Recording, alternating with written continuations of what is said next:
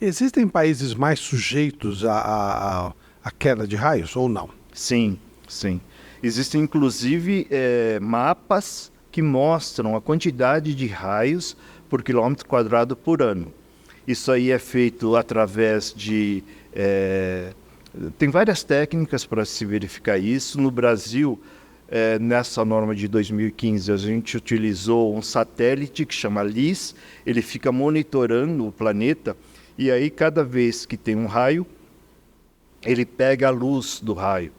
Então, foi um mapa bem feito que a gente fez para a norma de 2015, mas existem algumas incertezas, porque quando você pega a luz, você não sabe se aquele raio ocorreu dentro da nuvem ou da nuvem para a Terra.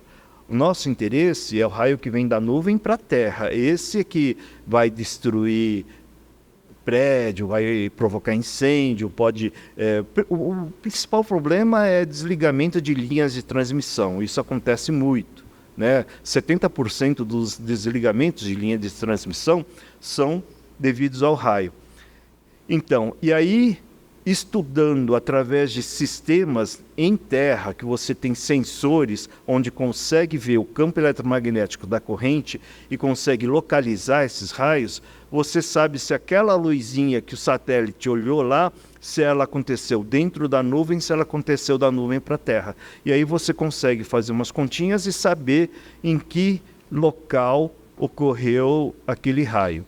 Então, por exemplo, no Brasil, a gente tem lugares onde cai muito raio. Por exemplo, na região do Rio de Janeiro, em Petrópolis, chega a ter, segundo essa norma, mais de 20 raios por quilômetro quadrado por ano. Perto de Manaus, na parte oeste do Rio Grande do Sul, tem também lugares que é 18, 20 raios por quilômetro quadrado. E assim, no mundo, na Venezuela, na Colômbia tem muitos raios, na África, assim, mais nessa região do tropical, onde tem mais calor, tem mais umidade e tal, e os raios se formam mais, né? O Brasil é chamado campeão mundial de raios porque está nessa área tropical, mas também porque tem uma área muito grande. Então, são milhares de raios. Mas logo nessa estatística a gente foi campeão mundial. A gente queria ser campeão de futebol. E é de raio, que coisa. Pois é. Mas tem uma lógica que você está falando, né? É tropical e grande, né? Um país muito grande. Poxa vida. Você está procurando fazer um trabalho didático para que as crianças comecem a entender um pouquinho mais essa história desde pequenininha. Explica pra gente o que é. Obrigado pela pergunta. Porque, é o meu filhinho que está nascendo, né? Eu escrevi um livro, é um livro para crianças, é uma cartilha. Lembra daquela cartilha que a gente aprendeu a escrever, a ler, que era o Caminho Suave? Sim. Então, o nome dessa cartilha é Um Caminho Quase Suave. Então, trata de uma historinha onde eu tenho crianças num sítio, eles vão... aí acontece lá a fuga de 2 cachorrinhos e uma criancinha menor, e aí eles não, onde estão, sumiu, tal, e vão atrás. E nesse caminho começa a chover, e começa a cair uma série de raios, e aí a gente vai explicando cada um desses tipos de ferimentos que podem ocorrer. É ilustrado. É ilustrado. Nossa, ficou muito legal a ilustração, né? Agradeço até a Gil Parains, que ela fez um trabalho fantástico. E aí, no caminho, então, por exemplo, eles estão passando ali perto de uma cerca, o raio cai na cerca, e aí umas vaquinhas que estão encostadas na cerca acabam morrendo por causa dessa que a gente chama de tensão de toque.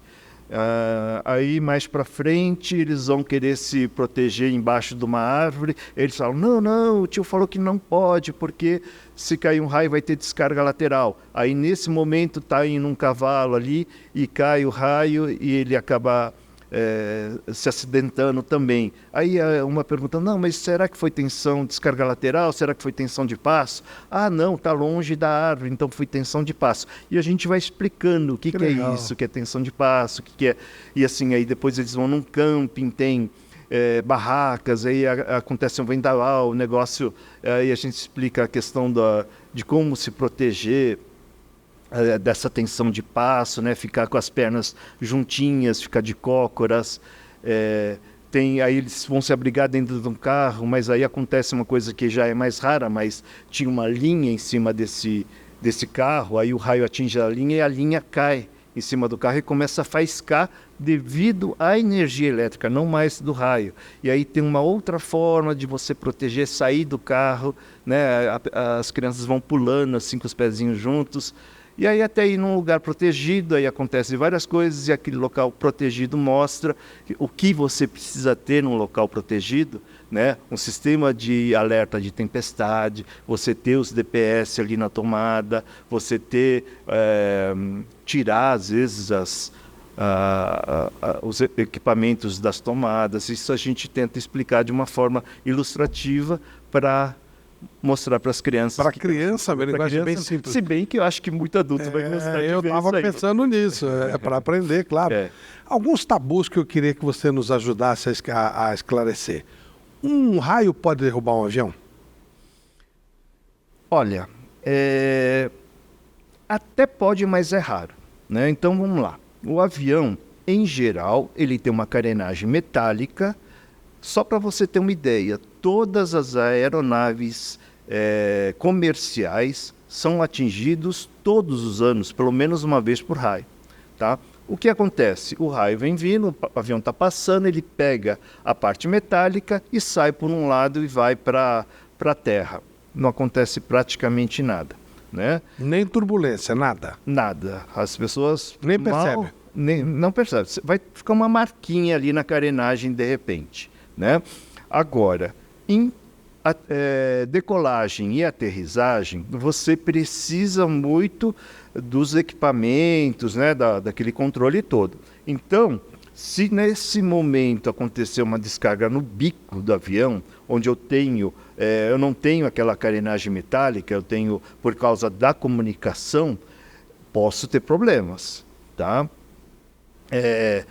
Um problema que pode acontecer, mas os cientistas estão estudando, é a questão dos novos aviões. Existem aviões que estão sendo construídos com uma resina, um polímero diferente, então ele não é totalmente metálico. E isso foi feito um estudo aqui no Brasil, por exemplo, onde o pessoal estudou, ainda não tenho assim todas as respostas para isso, mas o que acontece com uma descarga direta, o que acontece se com essa corrente passando ali pela carenagem do avião da eletrônica embarcada, porque se você vê a quantidade de fio que tem dentro do avião, é muito fio, é fio para a telinha que você vai ver na poltrona, para mexer na poltrona, tem fio do ar-condicionado, tem fio de tudo. Assim, praticamente você tem uma outra carenagem de fios dentro de um avião, né? Então, o que acontece quando o raio atinge ou fica próximo desse avião e tem esse campo eletromagnético? Ele vai influenciar nesses fiozinhos? Isso tudo a ciência está estudando isso. Isso não é comprovado, ainda é uma coisa que se estuda para ver como... Mas em geral não tem problemas, sérios assim com o avião, não. Tanto é que